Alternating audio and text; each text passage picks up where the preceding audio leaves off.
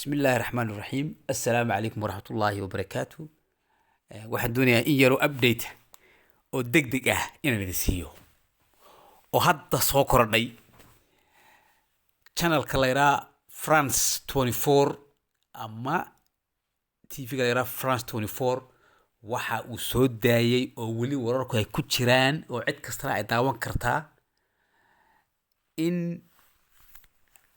barnaamijka la yiraahdo Eye of Africa ama Isha Africa oo soo daayo channelka la yiraahdo France 24 oo lagu wareystay gabadh la yiraahdo Dr. Zainab Usman oo senior ah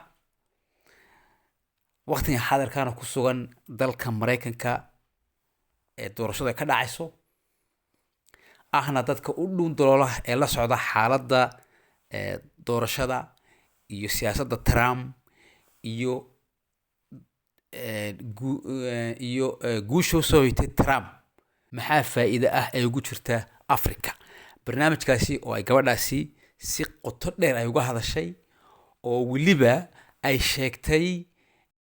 waxay sheegtay in ay taliyaasha Trump ay sheegayaan in ajadayaasha miiska Trump saaran lagu waajahayo Afrika inay Somaliland ay ku jirto waxyaabahaas waxa kamid ah sida matalan dowlad wanaagga human rightska dimuqraatiga iyo waxyaabo kala badan oo dhaqaalaha iyo waxaas ay khusayaan marka Somaliland miiska Trump ay taala miiska Trump ay taala 16 November بالله عليكم رئيس Somaliland كوبسدا مدحوينه موسى كوبسدا 16 November بدها soo dhageysano Zainab Usman iyo waxa ay ka tiri arrimahan xasaasiga ah ee maanta soo kordhay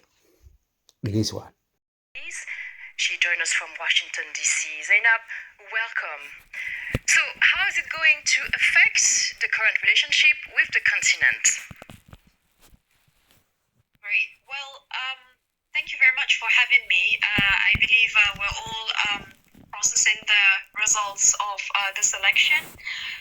For the African continent, right now, I think we want to situate it within the broader context of how the new Trump administration would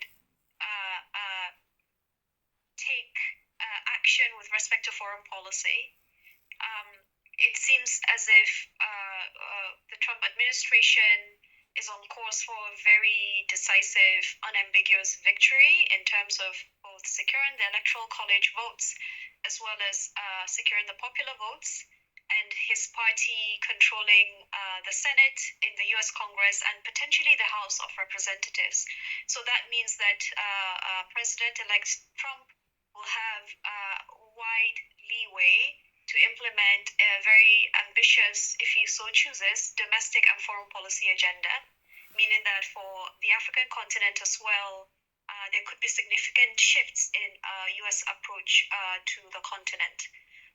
So that would be really one important thing to mention by way of contextualizing where we're at right now. And Donald Trump, he promised to reinforce a protectionist policy, and we know that this African Growth and Opportunity Act, which might be in peril. This trade agreement offers duty-free access to the US market for certain products and for certain African countries. I would say that what we've heard so far from the Trump orbit and the Trump camp and the advisors working for him, as well as the Project 2025 Mandate for Leadership document, is that there will be a somewhat different approach to engaging with Africa.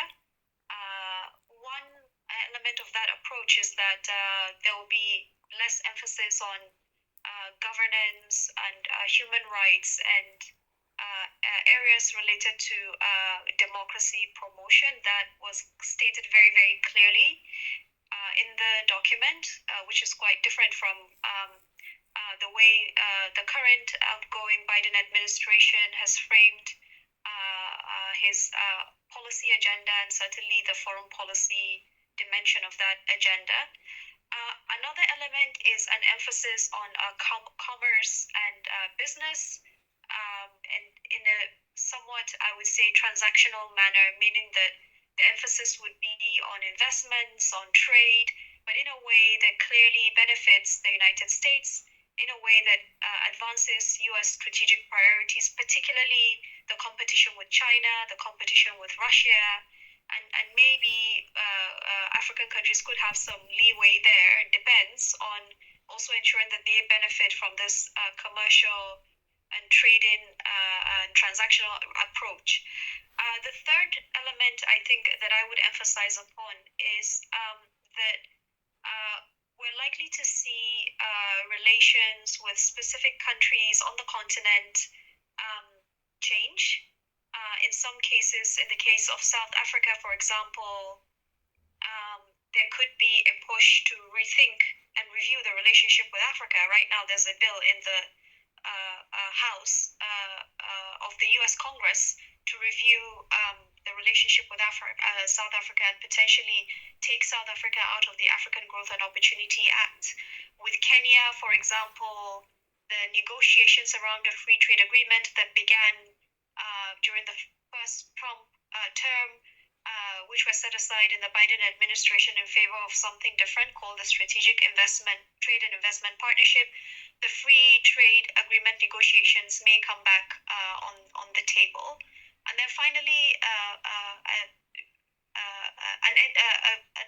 a territory like Somaliland could see its relations with the U.S. Improve significantly, including a potential recognition of Somaliland as an independent state. So those are elements, I think, of what we've heard so far of Trump's approach to Africa. Yes, the Somaliland issue would be a very major development. Well, that's all we have time for, unfortunately. Thank you very much. Zainab Usman, she was live from Washington, D.C., from the Carnegie Endowment for